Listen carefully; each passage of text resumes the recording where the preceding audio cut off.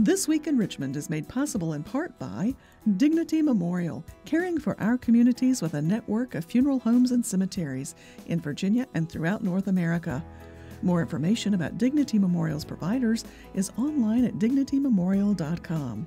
Alpha Natural Resources. Consistent with its Running Right process, Alpha is an energy company committed to being a leader in mine safety and an environmental steward. We fuel progress around the world. More information at alphanr.com. Haley Buick GMC, the place for a new Verano or Terrain Denali, on Midlothian Turnpike in Richmond and online at haleybuickgmc.com. Taking it to the streets and helping our community. The Virginia Chamber of Commerce, the voice of the Virginia business community, working in legislative, regulatory, and political arenas to promote the free enterprise system. Information at vachamber.com. I just received a letter from a student who thanked me for instilling the love of math in him. That's why I teach. Brought to you by the Virginia Education Association, because a good education is good for everybody. Additional support is provided by these sponsors.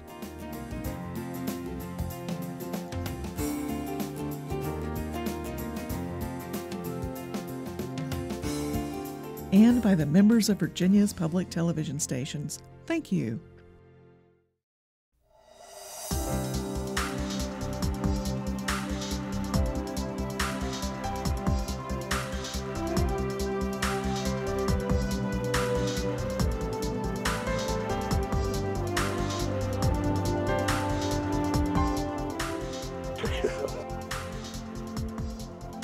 Welcome to This Week in Richmond, and a very special welcome back to what I call the dynamic duo, the two of you from the greater Richmond, Hanover area. Delegate Jennifer McClellan, elected a short time before Delegate Chris Peace, both of you now having served 10 years in the General Assembly and moving on up in seniority among the 100 members. And so appreciate your being on to talk with the viewers initially about the last session, about some legislation that maybe they missed or they didn't really fully get the grasp of it, and then as time permits to look on ahead to 2016, if you will. Okay. So since you were elected a short time before, we'll start with you as the senior one in seniority in the House. I respect my elders' statements. Yes. And if you would even pick one or two bills, not the list, and then we'll go back and forth some. Sure. Well, I had several bills that sort of dealt with issues the Crime Commission had been studying this year. We've been studying for many years the issue of cigarette trafficking, so I had a bill related to who could be basically a bulk purchaser of cigarettes. We had a bill dealing with juvenile records that show up on a driving record. We found that on the driving record, if a juvenile had been convicted, if they lost their driver's license for a non-driving related offense, that was put on the record, which kind of defeats the purpose of keeping their juvenile records private. And so we changed the law so that now it'll only say, lost driver's license, non-driving related. And then there are two different bills, the one that Chris had, one that I had, that ended up getting merged together. Mine created a domestic violence advisory committee.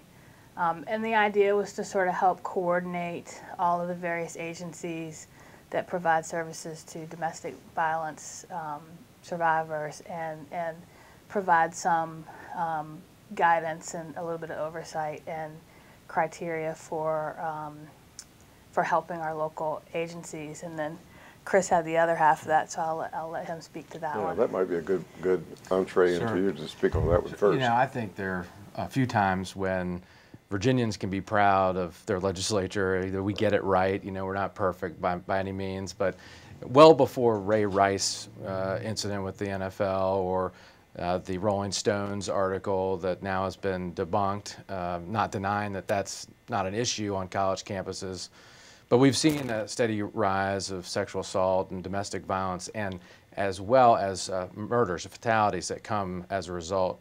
So 2 years ago, I introduced legislation to increase the compensation to victims of crime generally, which would include those individuals for shelter, care, moving expenses, psychological expenses and costs. Also reopening after discovered DNA evidence, those cold cases. If something happened 20 years ago and the statute didn't allow for a person to receive compensation, that we would certainly want that person to be compensated.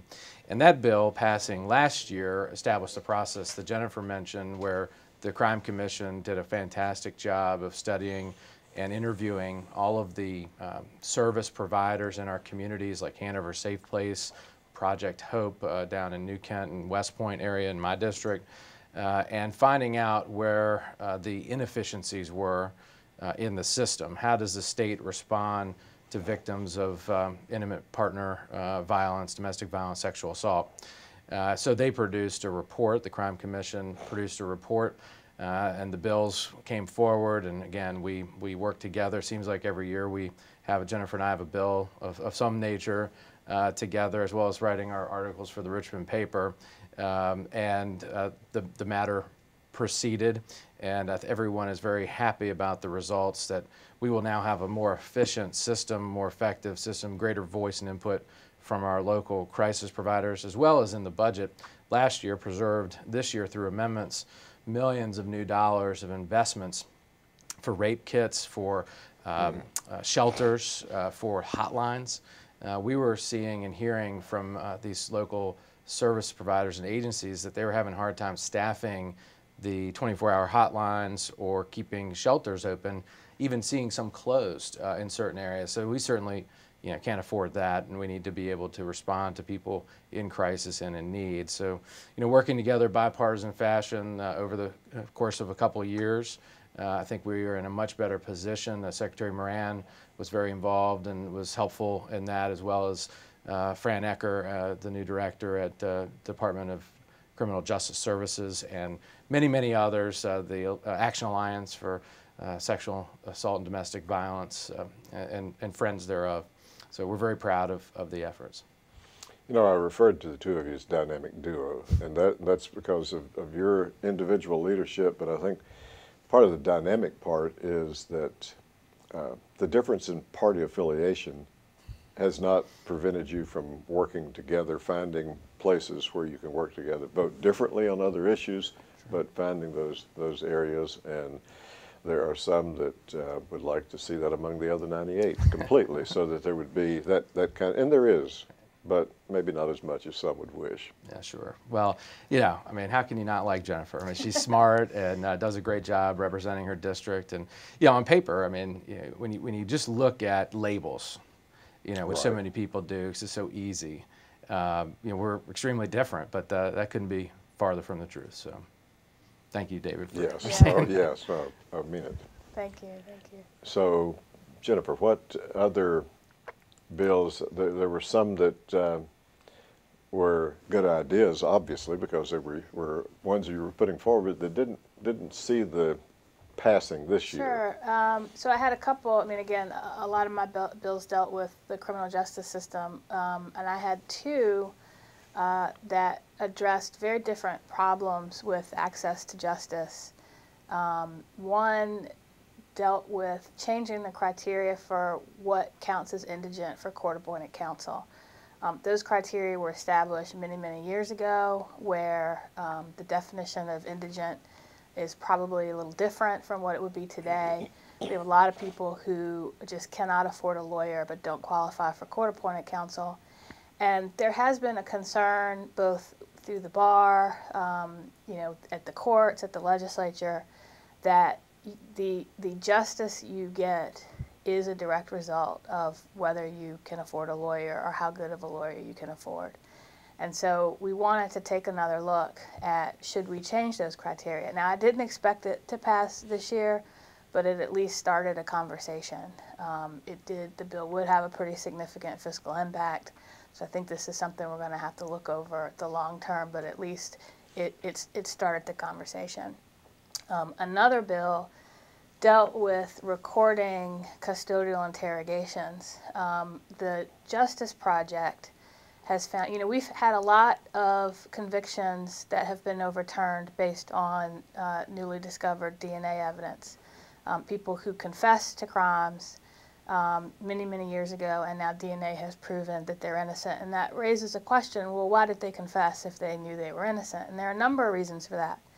But there's a significant school of thought that if interrogations were recorded, you'd be less likely to have false confessions. And so now different localities, some record interrogations under some circumstances, others are different, but there's no standard. So I put in a bill that would kind of require, it required it, but there was no penalty if you didn't do it. But it's also encourage recording of these interrogations, provide some incentives to do it. But then I asked the Department of Criminal Justice Services to come up with standards, sort of best practices that everybody could use, so that everybody's sort of on the same page with how they're going to record them. That got wrapped up all in the issue of body cameras, which I'm sure we will be dealing with next year, given what all has been going on in the news. And so I'm hoping that we can revisit this issue, but it really is a discrete issue, although related. Again, because there are some things that you're hoping to prevent with body cameras happen in interrogations as well, but the purpose of the bill was very different. Yeah, I think Jennifer brings up an interesting point, and another place where I think there can be agreement across party lines, and that is what is justice, the question, what is justice, and what is access to the system, and not necessarily only reserved for questions regarding criminal justice, but I do a lot of work in family law, and see families interacting with the court process with custody, visitation, or truancy issues, things that might not be their status offenses, not necessarily criminal because they're under 18, they're minor still, and seeing how much of a struggle it is sometimes for certain families, depending on their socioeconomic status, to access best practice services and interventions and wraparound treatments, whether it be mental health or substance abuse, you name it, co-parenting classes, things along those lines, trying to bring silos together through the justice system, but interfacing with state agencies that are administered locally, local social services departments, community services boards, mental health offices, and just seeing how frustrating that can be and where people can fall through the cracks. So we want to make sure that doesn't happen. I had a bill this year that would allow parents to directly refer to CSA, Comprehensive Services Act, the FAP teams, which are multidisciplinary planning teams, where a recommendation may be made for residential treatment for a minor that really needs the help.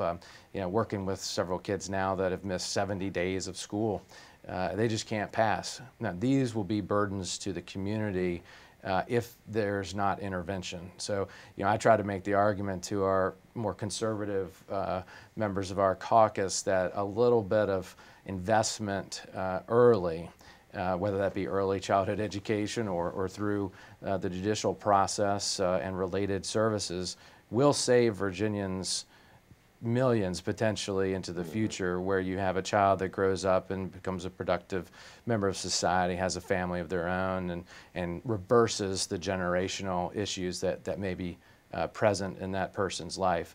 It's a tough sell sometimes. I carried a bill to extend foster care from 18 to 21, would draw millions of dollars down from the federal government, but for kids that are really at a tipping point. We are the worst state in the nation for children aging out of foster care without permanency, and we need to do better. The former governor, the current governor, I know supports our adoption efforts to transition certain older foster children into permanent settings, sustainable homes, loving environments, and those types of programs and policies make sense to me as a conservative. Similarly, I had a bill related to the reform of auxiliary grant program, which is available through those who benefit from Social Security. That's only limited, or I should say restricted, to those individuals with severe mental health issues, mental illness, having to live in an adult foster setting or a nursing home, when they could be living more independently and not such a restrictive environment. So we wanted to change that to a supportive housing initiative. I'm concerned that the Justice Department and federal government will be coming down on Virginia on that particular program, and how we have not had maintenance of effort there in a similar manner to what we've seen recently with the requirements for the training centers to be closed. So I serve on the Budget Committee, on the Health Subcommittee, and I get to see a lot of these things firsthand. It's amazing. I encourage any Virginian to go and look at the budget amendments that are filed in the area of health and human services, just to see what need is out there and what our capacity actually is to meet that need. They're not easy decisions to make. Thinking about another issue, it was a big issue that, and a version of it passed, and the governor signed it, and that's the ethics reform. You had a bill that was going a bit farther. It would have. I carried the governor's bill and basically was the lead Democratic negotiator on the bill that finally passed. The crux of what the governor wanted, I think there was agreement on, did pass, was the $100 gift cap to apply to all gifts, whether tangible or intangible, and make that an aggregate annual cap. And so we were very pleased with that. I think when we passed the final conference report, we took a few steps back by excluding certain types of travel from the definition of a gift. Now it won't be disclosed, but that's mainly travel that is paid for by the government in your capacity as a government official. Those things used to be reported, now they won't be. But I think we can probably fix that in the future. But the bill itself, I think, does take us another step forward in closing some of the loopholes that were exposed with the McDonald trial and the Hamilton conviction a few years ago, and hopefully will go a long way to help restore public trust in their government officials. We tried to err, the balance we're trying to reach is making sure that public officials can do their job and what is expected of them, but at the same time are not open to undue influence. And I think where we were in doubt, it was allow it but disclose it.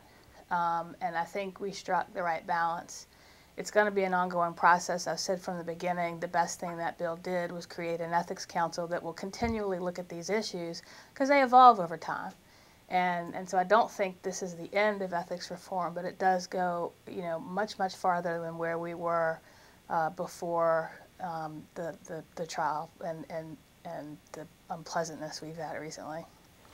Any different perspective on it, Chris? Not really. Just to compliment Jennifer for the hard work that she did, along with Todd Gilbert and others. But they really were the champions and spearheaded the ultimate compromise that was reached. I think the House was kind of one single mind for the most part throughout the process. We had to negotiate with our Senate counterparts there at the end during the veto session, and obviously ultimately with the governor's amendments that we had to resolve and put into the best posture possible for the legislation that we hope to pass. I'll say that my freshman year of college, the president, Ham Sidney, who's a retired general, very respected man, Sam Wilson, opened his inaugural address when we were there those first days by saying, "Honor is dead."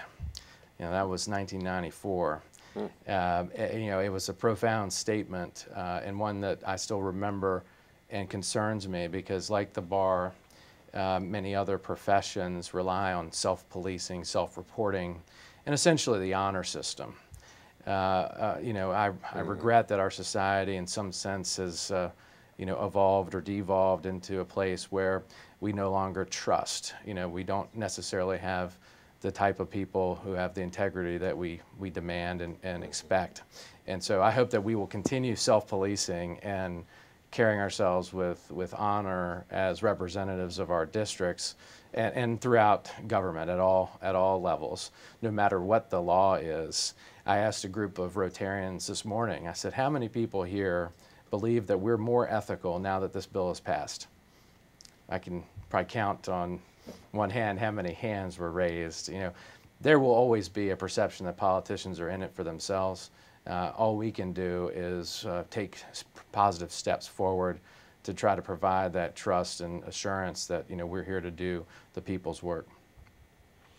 Another issue, and one that certainly that you've worked on along with others, has to do with Virginia's Indian tribes, whether it's the commission or legislation that you introduced, and I guess still waiting to see what happens on the other side of the Potomac. That's right.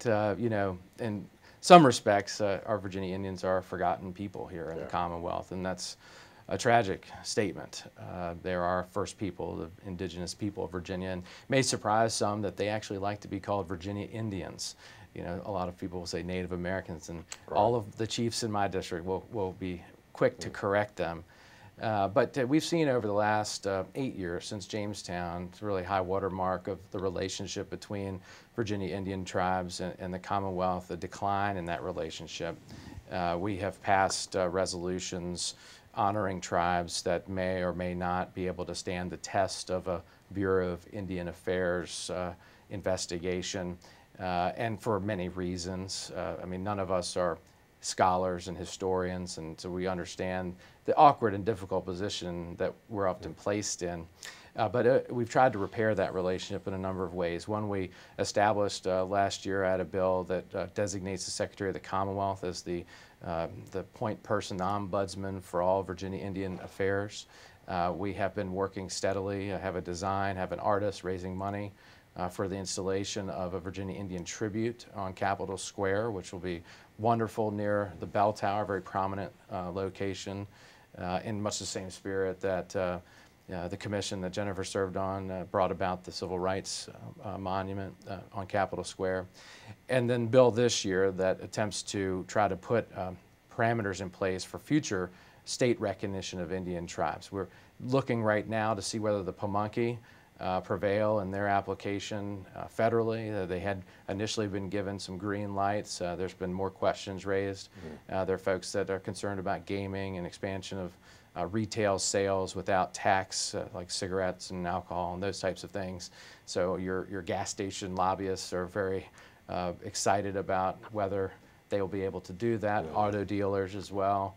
So there's quite a ways to go still, but you know, they were here before anyone else, and you know, the fact that we don't have federal recognition for the Mattaponi and Pamunkey, the oldest tribes in America, is disappointing. I don't know if there's anything else on 2015, Jennifer, or if you'd want to look to 16. Yeah, well, very briefly, you know, the other big issue that we worked on was how to deal with sexual assault on college campuses. And you know, there are only 2 of us that serve on both the Courts Committee and the Education Committee that dealt with those.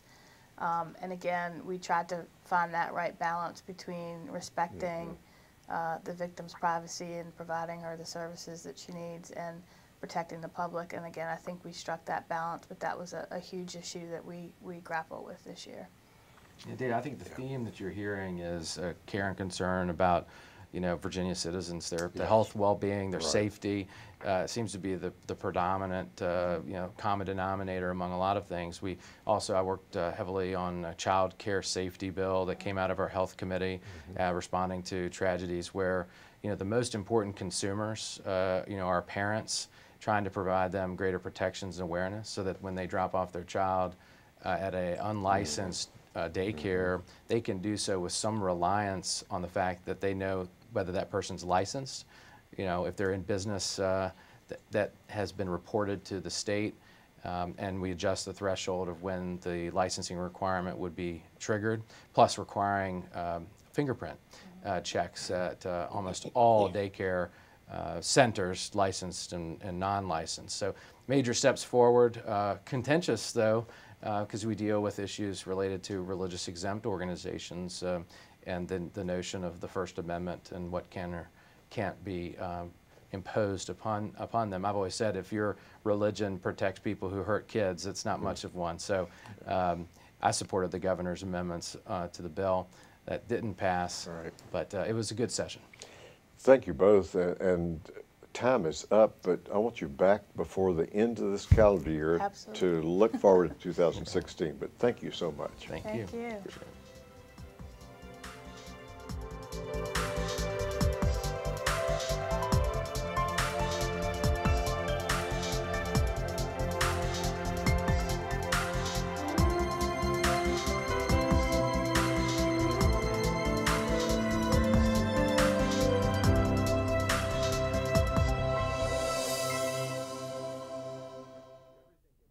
This Week in Richmond is made possible in part by Dignity Memorial, caring for our communities with a network of funeral homes and cemeteries in Virginia and throughout North America. More information about Dignity Memorial's providers is online at dignitymemorial.com. Alpha Natural Resources, a leader in mine safety and an environmental steward. Haley Buick GMC in Richmond and online at haleybuickgmc.com. The Virginia Chamber of Commerce, the voice of the Virginia business community. The Virginia Education Association, because a good education is good for everybody. Additional support is provided by these sponsors.